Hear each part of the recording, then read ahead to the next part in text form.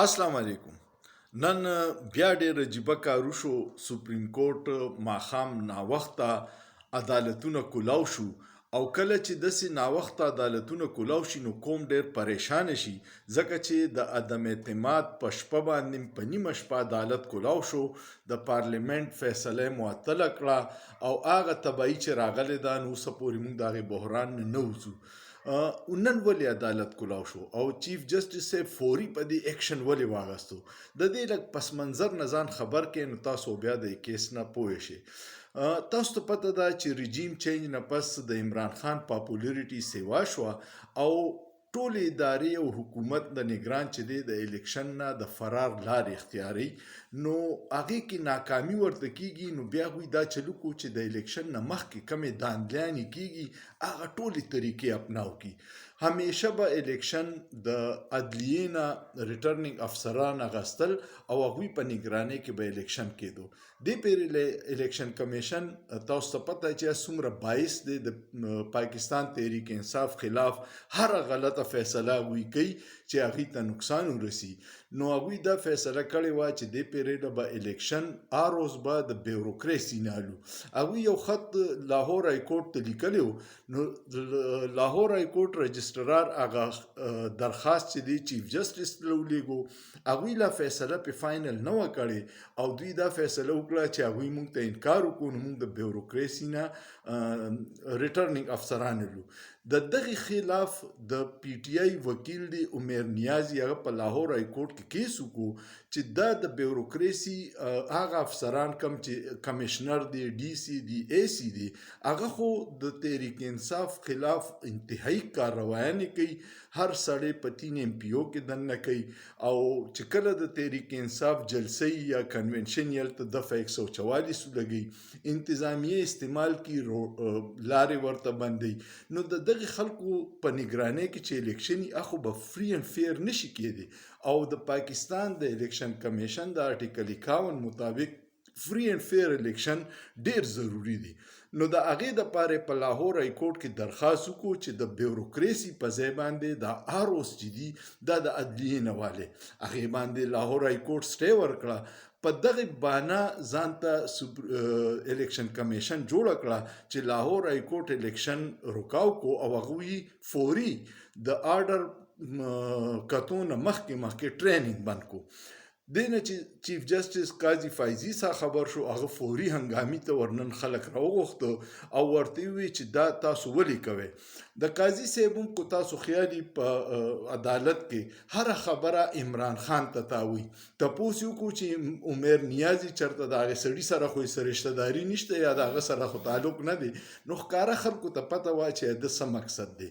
چیف جسټس صاحب د پی ډي ایم د هغې بیانیې باندې تصدیق وکړو چې پی ډي ایم والا وی چې بیوروکراسي خو دې وخت کې زموږ په کنټرول کې ده، نو که د هغوی په نګرانۍ کې الیکشن وشي نو موږ ته به د داندلې او د یو پارټۍ د دیوال سره لګول او ځان ته د کلاو میدان دپاره د آیډیل سچویشن دی.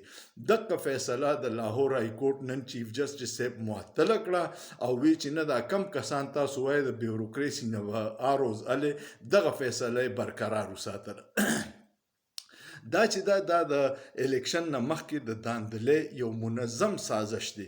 د هغې وجه دا ده چې پنجاب کې تاسو ته خیال دی مخکې چې نواز شریف د جلسه وه نو ډېر ویډیوز داسې راغلي وو چې موږ له پیسې ډي سی صاحب راکړي، موږ له اے سی صاحب ګاډي کړي دي چې جلسې له لاړ شي، او بل طرف ته چې د تحریک انصاف جلسې په هر ځای کې کوي، کو په تخبې کې، کو په باجوړ کې، کو په پیښور کې، نو هغې دپاره لارې بندوي، خندقونه ورته وباسي او چې کنونشن وشي نو بیا په سل کسانو اف آی آر درج کېږي. اوس دغه انتظامیې لاندې چې ته الیکشن کې چې یو پارټۍ ته بالکل لاس خپې ولې تړي او نورو پارټو له کلاو میدان ورکوي، نو آیا دا الیکشن به صفا او شفاف کیږي؟ دغه پوینټ و چې عمر نیازي ایډوکیټ لاهور های کورټ ته درخواست کړی او هغوی پې سټې ورکړې وه. هغه سټې نن چیف جسټس صاحب ختمه کړه او عمر نیازي د توهین عدالت نوټس ورکړو. د هغه جرم څه دی؟ د هغه جرم دا دی چې هغه صرف د صفا او شفاف الیکشن مطالبه کړې ده. نو دا صورتحال نن چې دا چیف جسټس صاحب عدالت د شپې ناوخته کولاو کو، د دې مقصد دا و چې کم هغه د الیکشن نه مخکې د داندلۍ منصوبه ده، په هغې باندې پوره عمل درآمد وشي او چېرې دغه څوک روکاو نه کړي. الیکشن چې داسې ته یو پارټي چې کم 70-80% پاپولر ووټ ورسره دی، اته د الیکشن د سیاسي عمل نه بهر کې، نو د دې نقصان ملک ته شي او جمهوریت ته شي. ځکه چې په دغې جعلي الیکشن باندې د چا اعتبار نه وي، نو بیا به سیاسي انتشاري، چې سیاسي انتشاري نو معیشت به دې خرابي، په ملک کې به بیا احتجاجونه شروع شي. د هغې حل دا دی چې د خپل ضد او انا نه موږ راوځو او صرف د پاکستان سوچ وکړو. دا څومره محب وطن پاکستانیان چې دي زموږ غونته ټول پریشانه دي چې د جعلي الیکشن ضرورت بیا څه دی. بیا خو سم دفعه 144 ولګوئ په دې ټول ملک باندې او نواز شریف ته په زور د شیرواني واچوئ چې ستاسو خواهش هم پوره شي. کو هغه 3 پیرې ملک ونه چلو نو په 4مه پیره به څنګه وچلي. خو زه ستاسو خواهش به پوره شي چې هغه د ملک وزیر اعظم شي، د هغه خواهش به هم پوره شي چې په د 1980 نه هغوی په اقتدار کې دي او دا 2023 راغی، 2024 بس بله ورځ له شروع شي، نو هغوی د دې ملک تقدیر نه دی بدل کړی، صرف د خپل بچو تقدیر بدل کړی.